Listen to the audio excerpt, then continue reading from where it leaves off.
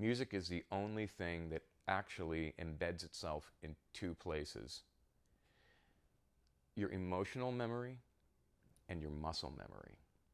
So when you hear a song for the first time, it's actually a full body experience. When you're listening to music and you're feeling music and you're observing music and you're embedded in music, your whole body is a part of that experience.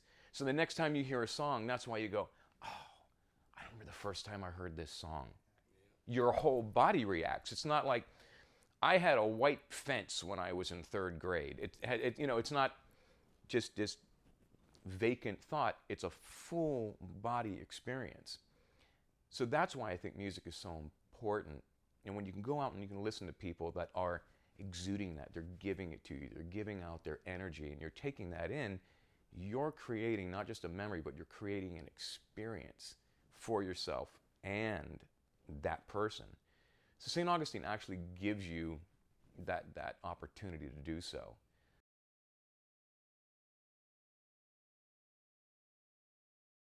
I lived here since I was 5. I was born in Salt Lake City, but my family moved here from Utah 5, and I've been here ever since. Born in Palatka, about 20-30 miles inland from St. Augustine. Running around pretending to be Elvis, and then I got a hold of Elton John and started playing piano about 8. I quickly learned that that instrument was too heavy to tote around, so I started playing the guitar at 11, formed a band at 13, dropped out of high school at 16 and made my way to LA because I knew. I started playing drums when I was 3.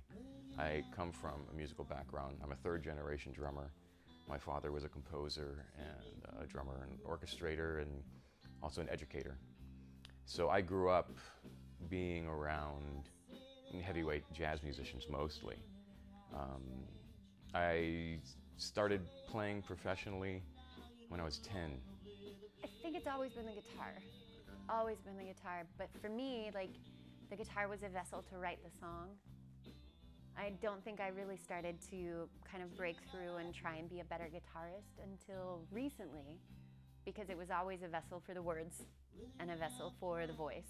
Probably about 7 or 8, I was a choir girl, choir in church and at school, and then I started doing theater. Theater was kind of my gateway drug in middle school, and I actually went to school for theater all the way through college. And I was playing guitar the whole time this was happening, but then after, like, around my first or second year of college, I started playing a lot more music and didn't stop. And as I kept growing, I'd always come back to St. Augustine. The one thing that impressed me about St. Augustine was there was such a wealth of talent. Any place that I would go, whether it's having lunch or dinner or just hanging out at the beach, there was always music. And 9 times out of 10, it was really good music. You know, if I remember the first time I went to the Milltop, I was like, what is this treasure? Seriously, it was like, you know, here I'd come from Nashville, where you've got places like the Bluebird, and you've got, you know, Tootsie's on the Row, and you name it. So many places where prized musicians just show up and perform, but here you've got world-class musicians in this old rickety wheelhouse, you know, in St. Augustine. So it always had an impression on me that it just invited this common ground for quality. I don't know why. You know, in all the different cities that I'd lived in, a lot of it was hit or miss. But even coming to St. Augustine, I felt like, no, I think I could actually live here.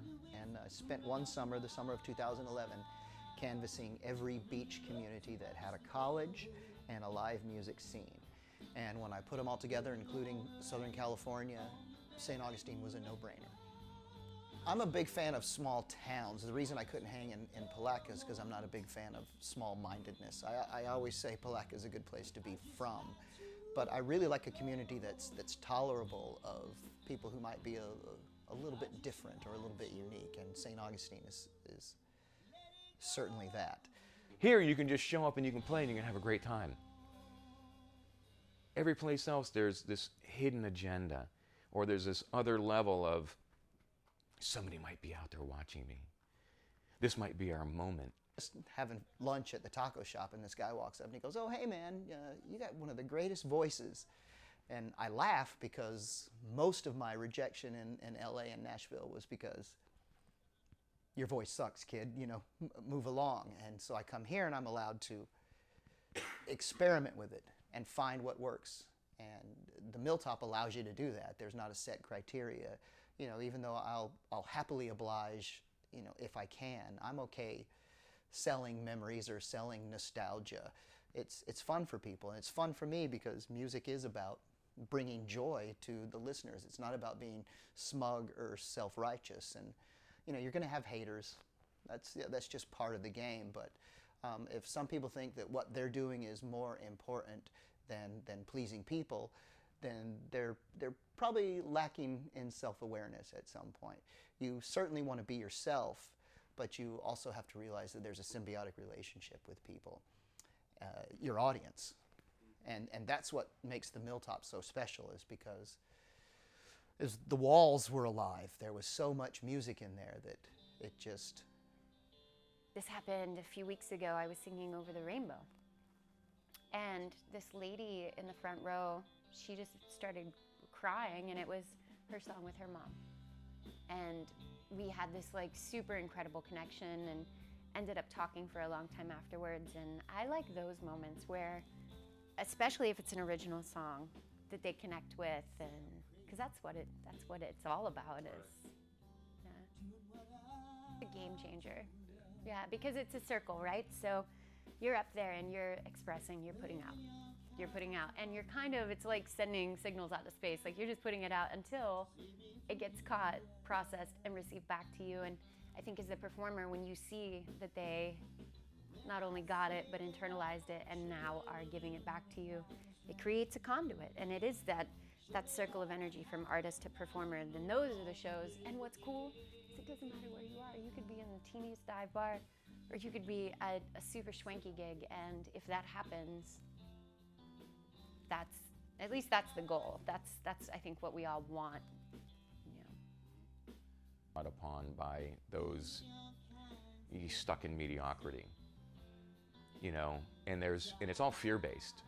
If they see a musician who's really, really good, it's very easy to poke the finger and find something wrong with it just to make yourself feel better, you know.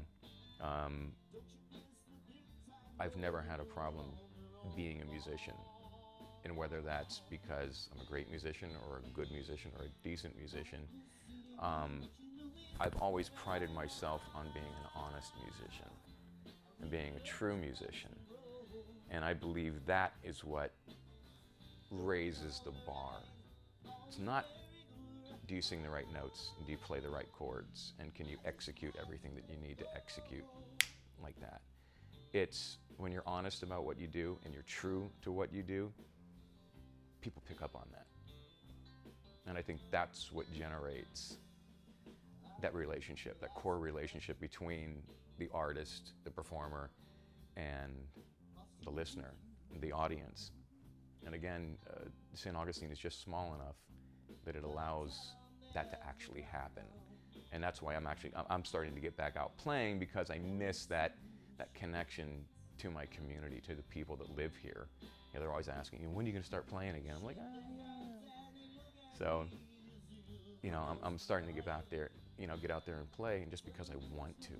Not because I need to, or that I have to, but I want to play, and I want to share what I do with people, and I want the friends that I've gained in my life to enjoy what I do, and for me to share that.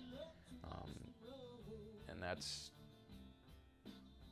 kind of why I'm in St. Augustine, and that's what I appreciate about St. Augustine. And it is a community. It's a musician's community. There's so many musicians. Good God. You know, it's like you go to New York and every waiter is you know, a Broadway wannabe, or you go to LA, every waitress is an actress. You know, here, every musician's a musician. It's that easy. You know, that's what they do. They musish.